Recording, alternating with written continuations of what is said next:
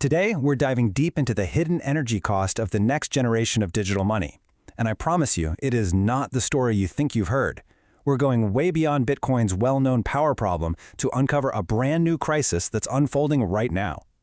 So, you've probably seen all the headlines about Bitcoin and its massive appetite for electricity. But honestly, that's just the tip of the iceberg. The next wave of digital currencies, the ones promising us a greener, faster future, well, they're quietly creating an entirely new kind of energy crisis.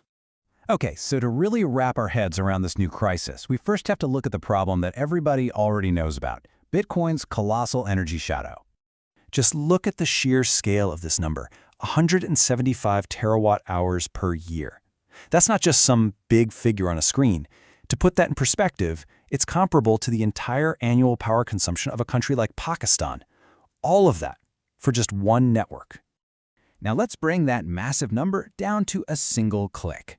One single Bitcoin transaction uses over 1,700 kilowatt hours. It's kind of an abstract number until you realize that's enough energy to power your refrigerator for a solid month. That's the baseline we're starting with here. But in response to exactly that problem, a whole new generation of blockchains came onto the scene with a really powerful promise: to be faster, to be better, and to be much, much greener. The old way, Bitcoin's way, is called proof of work. The easiest way to think about it is like a massive global competition where supercomputers are all racing to solve a puzzle. It's incredibly secure, sure, but as we've seen, it is horrifically inefficient when it comes to energy. So the new way is called proof of stake. And instead of a computational race, users lock up or stake their own coins to get a chance to validate transactions and earn rewards. See?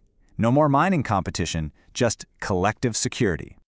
The difference in philosophy here is just stark. One relies on brute force competition, which just burns massive amounts of energy. The other uses this idea of collective economic security, which, at least in theory, uses a tiny fraction of the power. Seems like the perfect solution, right?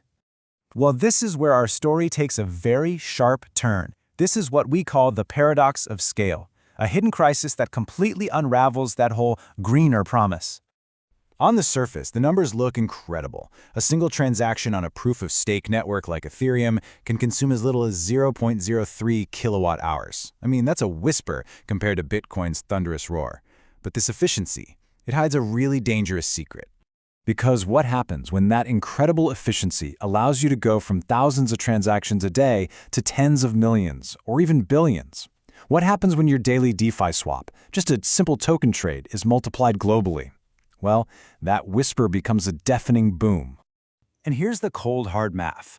A single, popular proof-of-stake network can still consume 25 terawatt hours a year. At its projected peak, Solana was on track to guzzle 12 terawatt hours. These are numbers that rival the energy consumption of small nations. The efficiency per transaction created a monster at the network level. And this, right here, is the absolute heart of the problem. Efficiency for one single action means nothing if you enable a billion more of those actions. It's a classic rebound effect, and frankly, it's a ticking climate bomb. Let's quantify this shock, okay? A Visa swipe sips a tiny fraction of a kilowatt hour. A Solana transfer is similar, kind of like the flicker of an LED.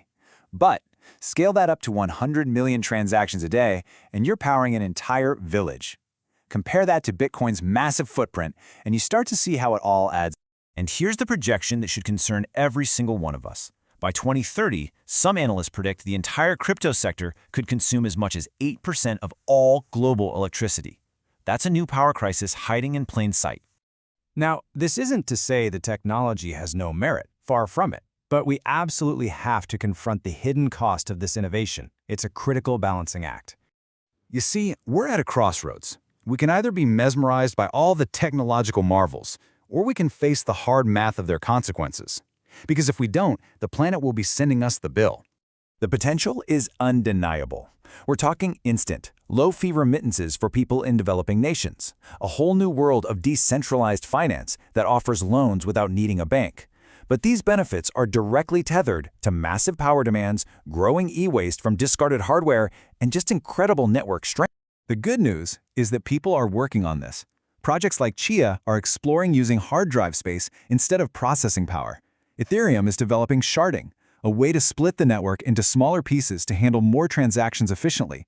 But let's be crystal clear. These are not a silver bullet. Not yet. They're just not ready for billions of users. Which brings us to the most important part of this entire discussion. The future of this technology isn't set in stone. It's being shaped by the choices that we are all making, right now, today. This isn't a problem without a solution. It just requires collective action.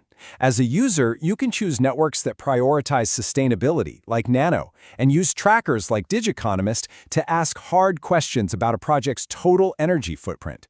Developers, you have to code for efficiency from the ground up. And regulators can and should demand transparency and energy audits. Ultimately, what form tomorrow's money takes is not inevitable. It's a choice we are all making with our investments, our attention, and the applications we choose to use. We have the potential for incredible financial innovation in our hands, but we cannot let it black out our future. So the real question is, what will you demand from the technology you choose to adopt?